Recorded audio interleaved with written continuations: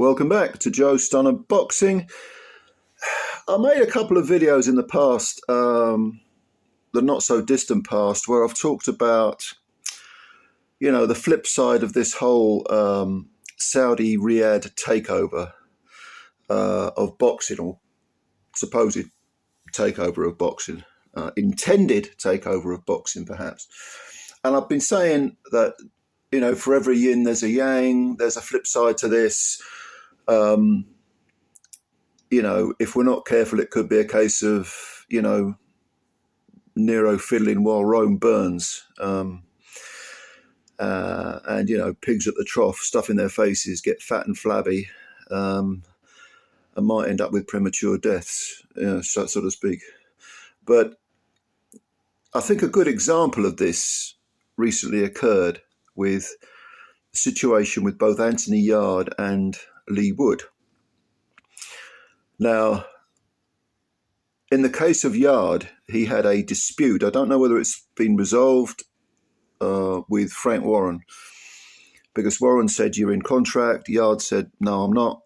And Yarde has gone off to pastures new. He's fighting our favourite journeyman, TBA, to be announced, who is a busy boy these days. Certainly a busy boy in that particular card, but it's a boxer card. It's on Sky. And Yarde is just having a little, 8-round run around or whatever it's going to be. Now, he did have a chance of fighting on the Riyadh card and taking on Joshua Buatsi, but they couldn't come to an agreement, or Yarde said, "No, I'm not." Yarde and Tunde, very much pulling Yarde strings. But Willie Hutchinson ended up going into that fight with Buatsi, got floored a couple of times, but showed a lot of guts, and his stock actually rose in defeat, I think it's very fair to say. And that was probably going to be a big fat paycheck for Yarde, but for whatever reason, he turned it down. Now, he may be justified in doing that. I don't know what the details were surrounding the contract for that fight. It may have been that Warren was asking for an extension of Yarde's contract, which Yarde and Tunde weren't happy with. Okay, fair enough. Or it may be that he genuinely felt he wasn't getting enough money. It's unlikely on a Riyadh card, but I don't know. But here's the point.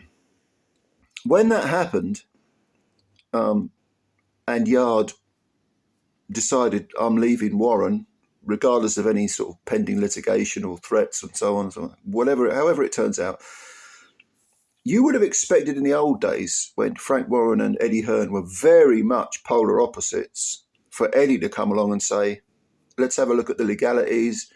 I tell you what, I'll sign you up for a fight or two." But he didn't.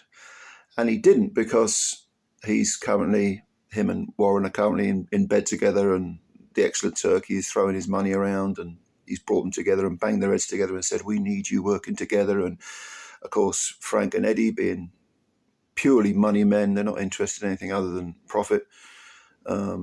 Whether it's short-term profit or long-term profit, doesn't matter. They're working together. So the lack of competition amidst promoters, the lack of competition between the two biggest promoters in the land, in the UK, mean that Yarde did not have the potential option of Hearn and Matchroom coming along and saying, "Yeah, we'll sign you up." Because if Queensberry is your sworn enemy, then you might think, he's obviously not happy with them. Maybe he'll be happy with us. Maybe we can offer a better deal. Now, the fact that Yarde is working with Ben Shalom, who is considered the sort of run to the litter, what happens if Ben Shalom gets his foot in the door with the Riyadh money, and suddenly he's, instead of being, laughed at by Eddie and Frank, suddenly he's their best mate again? Because don't forget, Ben Shalom, he's signed Bacoli. If, let's say, Fraser Clark beats Wardley, that'll be another good heavyweight. He's got a couple of others. He's got Eubank in the fold now. And on the women's scene, he's got Caroline Dubois, who could be matched with, say, Beatrice Ferreira, who's a matchroom fighter. Let's say that suddenly the excellent Turkey starts saying, "Well, come on in, Ben, sit down, put your feet up, have a cup of tea." You'll then have three promoters, and there's no competition. So if a fighter doesn't accept what one of them says, the other two ain't going to go with it. The other two aren't going to oppose. So this is essentially a cartel system, the sort that existed roughly, not the same thing, not quite the same thing, but very similar to, Mickey Duff, Jarvis Astaire, Mike Barrett, Terry Lawless was the in-house trainer, and so on. Back in the late 60s and the 70s. And that's a bad thing. That is ultimately a bad thing, because you need competition in business. If you don't, you end up with either a cartel system or you end up with a monopoly, which is a very bad thing. Now, another example of this could be Leigh Wood, because Leigh Wood, don't forget, his last fight, which seems a long time ago now. In fact, it wasn't.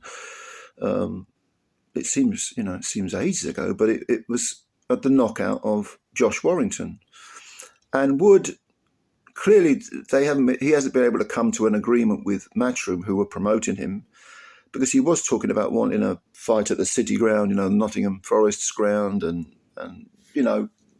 doing his thing, the big homecoming, and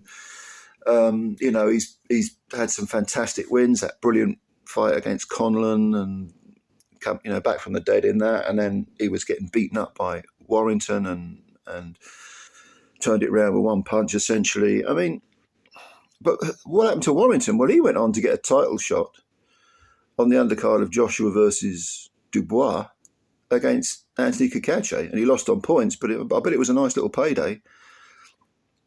So Wood is suddenly out in the cold for whatever reason. And I mean, I'm not siding with him over the promoter. I tend to side in general with fighters over promoters, but I don't know the ins and outs, so I'll withhold my judgment on that. But again, let's say he has fallen out with Hearn. Let's say he can't, or he just can't come to an agreement with Hearn financially. Is Warren going to step in and sign him up? No, because they're good buds. Would it be possible that Leigh Wood goes over to Boxer and Ben Shalom? I don't know. I wouldn't rule it out. But the point is that, the two leading promoters are looking after each other. They're in bed together.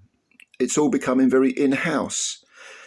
And again, I repeat, that is bad for business, and it's bad for boxing, and it's bad for boxers, but it's also bad, ultimately, for fans, because I think people want to see Leigh Wood fight, I think they want to see Yarde go in with top fighters. You can make the argument, well, yeah, but he had his chance for Buatsi. But again, we don't really know the full details of what was offered. And as much as I think Yarde's career has been very, very odd, very strangely brought along, we can't make the full judgment if we don't know the details. I certainly wouldn't fault Frank Warren and Queensberry for getting him title shots, because he's had two of them against two renowned champions, and he hasn't earned either. But there we are. So just food for thought regarding this whole Saudi takeover. Be careful where it leads. Be careful where it leads, because especially if you're a boxer, because although the whole Saudi thing, we've never had it so good, boxing's great, and so on and so forth.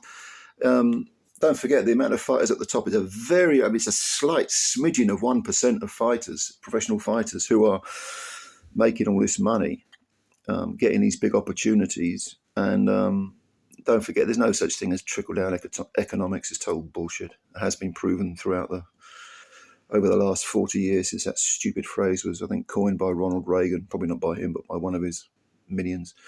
It doesn't trickle down. The amount of boxers who are making good purses is very, very slight, very fraction of a percent, I think. But what do you think? Do you see this as being? Do you see that as being the aberration and not really the general rule? I think we're all enjoying the Saudi cards. I know I am.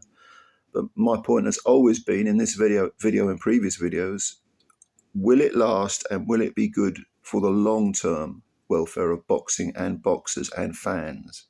All right.